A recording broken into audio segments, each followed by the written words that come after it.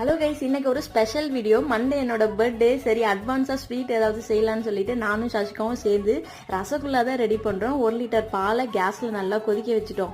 இன்னொரு சைடு நானும் சசிகாவும் சேர்ந்து லெமன் ஜூஸை புழிஞ்சு வச்சுட்டோம். பால் நல்லா பொங்கி வந்த பிறகு புழிஞ்சு வச்சிருக்க லெமன் ஜூஸை ஊற்றி நல்லா பன்னீர் தனியா தண்ணி தனியா வந்துடுச்சு. அதை அப்படியே ஒரு பாத்திரத்துல ஃபில்டர் பண்ணிக்கிட்டு அந்த பன்னீரை ஒரு 3 வாட்டி தண்ணியை ஊற்றி வாஷ் பண்ணனா புளிப்பு தன்மை இல்லாம போயிடும். அப்படியே ஒரு துணியில கட்டி ஒரு 1/2 hour கழிச்சு எடுத்தோன்னா நல்லா பன்னீர் மாதிரி ரெடி ஆயிடும்.